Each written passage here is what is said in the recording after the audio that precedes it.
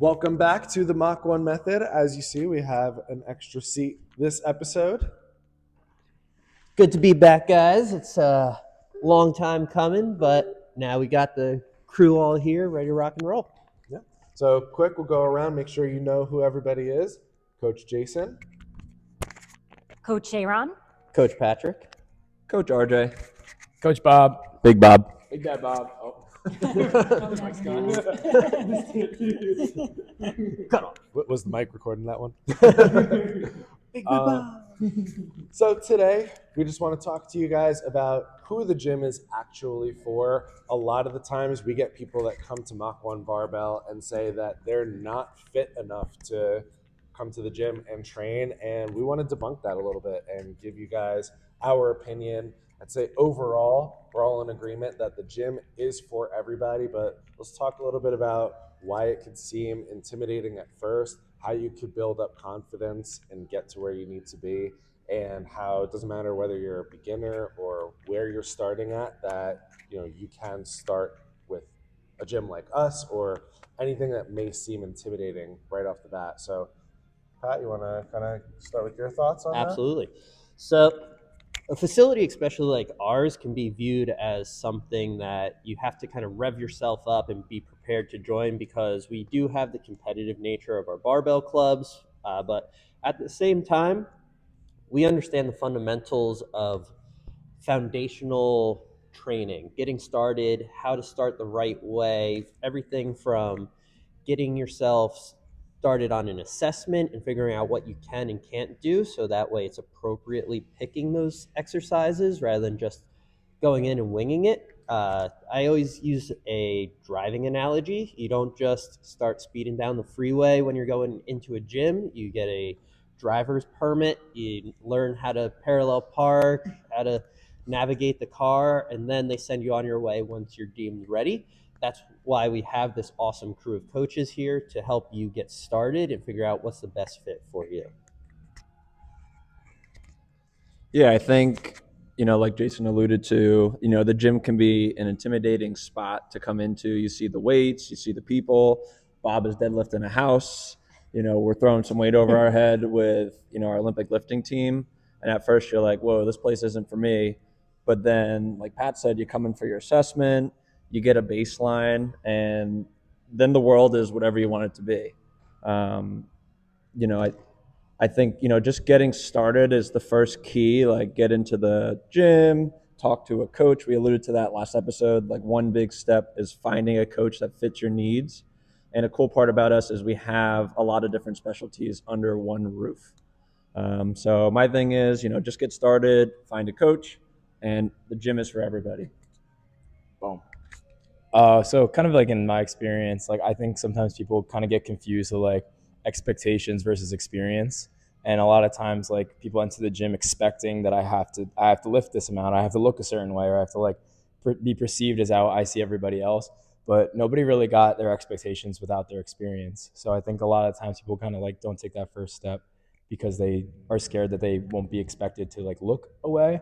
But I think we all can agree from everyone here, they've seen people on YouTube like lifting a certain amount of weight, and they're like, yeah, like I want to lift like the same weight. But it took us experience to get to that point. So like you see us all lifting heavy weights, looking us a certain way, but our expectations that you have on us, we're all built from experiences. So I think the biggest thing is like let yourself have your experience and not give yourself the expectation from the gate.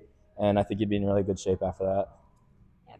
I think aside from coming in, with a pretty open mindset, talking to your coaches and finding the right coaches for you is going to be what might get you over that initial like fearful hump.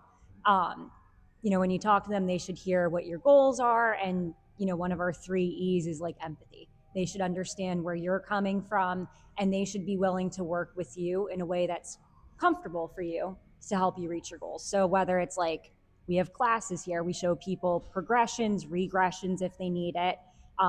There's something for everyone. We have people who do class here who are, 20 years old. And then I had someone who was in their 70s taking the same class today. And, it's about the coaching and making it a comfortable environment for everyone, but it's possible. Yeah. I'm going to have to change your nickname to, instead of the Big Bad Bob, Bobby Bars. You're just spitting bars. You're just spitting bars constantly. I love. I gotta say, I love the way you phrase that. Of what do you say? Experience over expectations. Yeah. Like that's so true. Like whether you're seeing us on social media or other people who might consider themselves like an influencer, I think just the internet in general and pop culture creates like such a standard of like, oh, I can't do that because I don't look like them or I don't act like them or whatever. But we know how valuable strength training is, and how what it could do for your life in general, and just being in better shape, being more fit, being healthier, and you don't have to look a certain way to start, right?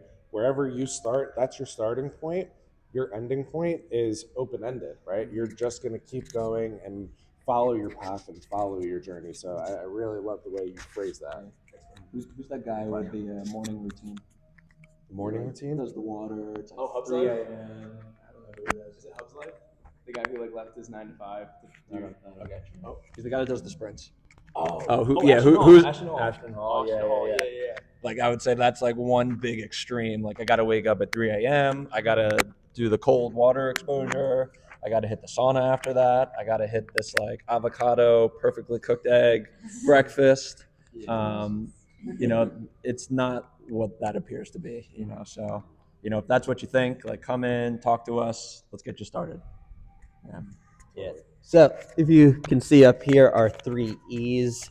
Coach Sharon talked about empathy. The other thing is education. So you're coming in with a place of understanding where you're starting, and you're also giving yourself the right tools to do what's appropriate for you in that time.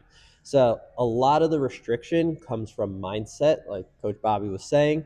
And the heaviest thing here is that front door. So if you can get through the willpower to open up that front door, we're going to make sure you have the best fit for you, for your training, for your goals, and what your body generally needs to get you where you want to be.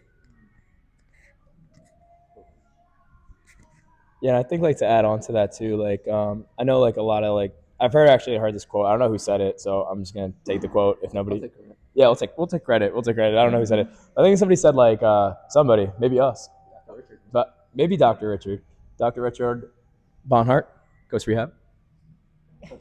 Off the script. Somebody said like the best time to plant a tree was 20 years ago, but then the second best time is now. And yeah, I think like what Coach Bat was saying, like I think. Yeah.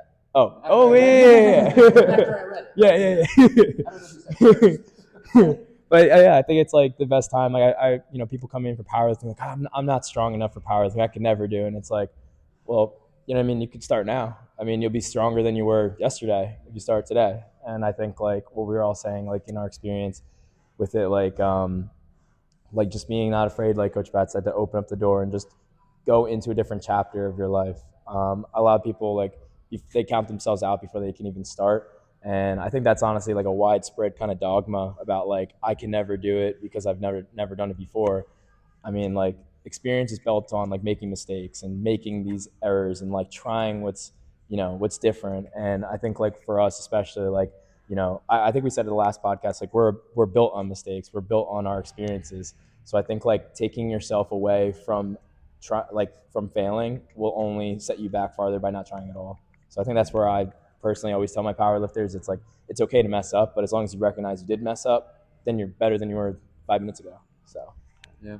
Bobby Bars over here. I know Bobby Bars. He doesn't stop. It's the C-Bum protein shake. That's what's getting me. He's dropping bars and money into his Charles Schwab account. We're taking a hit though. I keep spending it on the C-Bum protein shakes, bro. I brought like 5 this week. Yeah. Oh God. I gotta clock in. I think there's a lot of value in that, and I think like Pat was saying, like the heaviest object in here is the front door. It's that day one mindset. Like all of us have experienced hard training sessions or difficult times where you don't make enough time in the week, or there isn't enough time in the week to meal prep, for example, and all these challenges stack up on itself, but maybe they're not quite as hard as just starting in general. It's easier to put it off and to procrastinate. I guess, does anyone have any thoughts or like an experience on when they first started? Like, what was it like for you to like take that Yeah. initial step forward? And because I know for me, taking that first step was probably the hardest thing, and there are and have been a lot of challenges in my fitness and performance journey, but getting through that first step was a challenge. Yeah. Do you want to go? I'll take the first one. Yeah, You go want to ahead. go? You can Yeah. go first. Yeah, I guess personally for me, this was back in high school. Training didn't really have the momentum that it has now online because, back in the early 2000s, way back then, You mean the Instagram was 1900s? like just getting started. But, I worked at a tackle shop, and at that time there was this guy, Dylan, who came in, and, Dylan was shredded. This guy was ripped, loved fishing. My uncle was like, hey, what do you do? He's like, I was a college, track and field athlete. I did shot put. He showed some pictures. This was when he bulked up a little bit, so he was a little bigger. And now, being the unit that he was, my uncle was like, here is my very skinny nephew that needs to lift and look like you in high school. So lo and behold, we kind of like bartered back and forth with like tackle shop stuff and training. And my first day showed up, and I got my ass kicked. Day one was the hardest day. I remember getting back in the car, passed out. I was exhausted. I was like, that was the hardest thing for me. But, a year and a half, 2 years later, Dylan kind of set out a number and was like, when you clean 185, like, that's the day you're going to dunk. Lo and behold, that afternoon, I cleaned 185. That night I had a game, first dunk. Pretty wild. So, just like stacking, the short days. And I think Sharon talked about this the last time. Those short goals lead to big wins over time.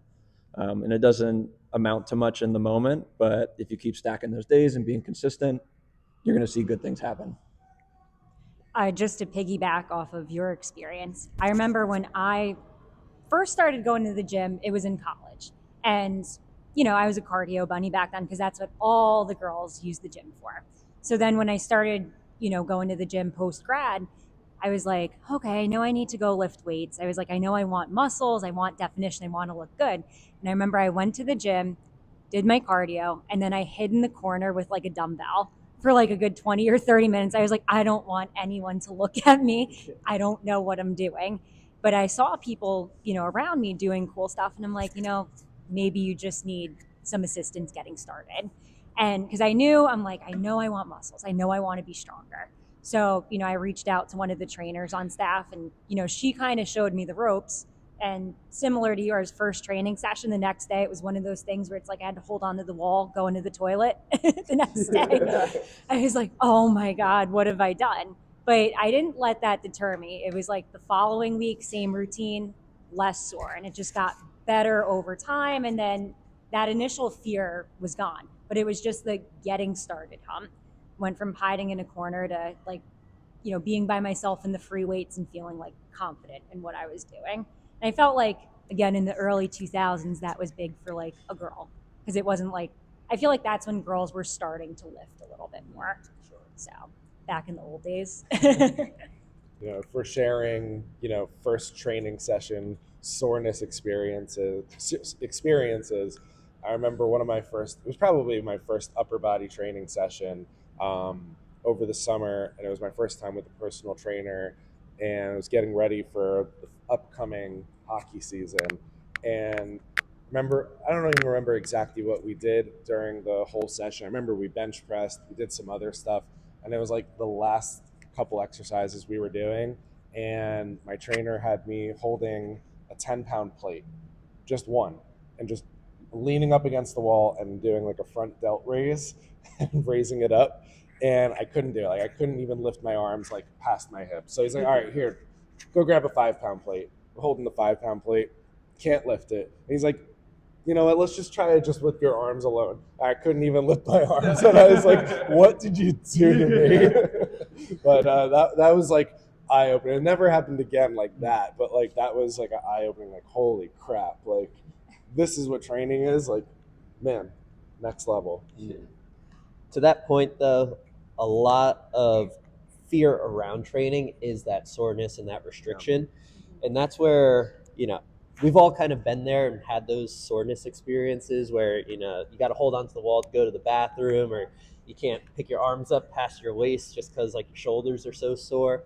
But the one thing I think that transitioned over the years is the perspective of what is a good workout. And if you have that perception of soreness is my body working, it doesn't have to be like that, right? So coming in and feeling like you still have more in the tank and more so wanting to do more the next time is actually a good sign of a successful workout. So when you come in, do not feel like you have to go to that point of exhaustion and reach failure on day one. You know, there's a time and place, especially in the competitive nature, where if you're coming from an athletic background, you probably are familiar with that more than the average person. But come in and just feel good. You know, leave here wanting to do more on your next one, and you'll quickly realize how quick that habit instills you to come in and day out, multiple times a week, multiple weeks a month, multiple months a year, and next thing you know, you love the gym, and you're on this side of the camera telling someone else to enjoy their time in the gym as well. So, Bobby Bars. So I guess like an experience for me too with like when I first started powerlifting with Coach Jason, the dog. Yeah, it all started with like a quick like DM being like, hey, could you be my coach for powerlifting? And that like little step just like slid into his DMs and he responded. Literally like snowballed into like where I am now with powerlifting. And like I remember our first few sessions, like, my program was ready. I did the workout. And in college, like I was, with my friends from my fraternity, and like maybe we hit like a little 3x1 at like a 1 rep max every other Thursday. And I thought that was training. And so like my first real powerlifting training week, I remember just like my lower back, my like lats, my quads, hamstring, everything was sore. And I'm like, damn, like I really wasn't training. Like what, am I like strong enough for this? Like I thought I was so strong. And honestly, the more I was exposed to like the elements of like week after week, fine tuning, getting feedback and being receptive to feedback from Coach Jason, I started figuring out that like, the challenge is the way. And I think Socrates said it, or I forgot who said it, but basically it's Bobby like, said it. I might have said it. I mean, Socrates died a long time ago. I'm taking over the trademark, bro. Like, who's gonna stop me? Like, his ancestors? No, bro. No, I'm kidding. But Socrates, he said it. Well, they said, flip the challenge upside down, and like the challenge isn't something that should deter you. If you're faced with a challenge, that's the way you should be going, because it's ultimately going to bring out growth. It's an opportunity, right? So like the more I attacked the sessions, and the more I was like, yeah, I'm like, this session kicked my ass last week, but I'm going to attack it this week. Like the more it became easier. And then all of a sudden I started getting my flow with recovery, and it started like transforming me outside of just the gym. Like now I'm like, oh, okay, now I have to eat this much to feel this good at this session. I have to drink this much water to feel hydrated. I have to do this bedtime, night routine, so I'm not like super unrecovered in the morning. Like a lot of like the challenges like people may face in the gym that like they might be uncomfortable to might actually transform them as a person as well outside of it. And I found myself doing like way more like, recovering type of thing. Like not just like, yeah, let's just go get some Shake Shack and then just like call it a day and like maybe go out drinking a little bit. Like, so I think like definitely like, from my experience, like attacking challenges and being met with the challenges, like instead of being deterred by them and being like, yeah, maybe I shouldn't go that way. I feel like going through the challenge, you'll come out the other side different and always better. doesn't that sound like Sunday? Sounds like Sunday. Sounds like Sunday. Absolutely. Yeah, I guess, kind of recapping all of our personal experiences, we can, all attest to the gym is for everyone. It might be a little scary up front, but, once you get your foot in the door, you get that first session in, anything's possible. Whether you're a professional athlete, whether it's, I literally have never seen a weight room before, get started. We can't say enough about the health benefits, your bone density, your muscle mass, your heart, your lungs, your skin. I could ramble on and on about it. But the gym is for you, no matter who you are. Absolutely. A lot of topics that we talked about that we're going to go in depth on future episodes. So make sure to stay tuned to the Mach 1 method. Oh.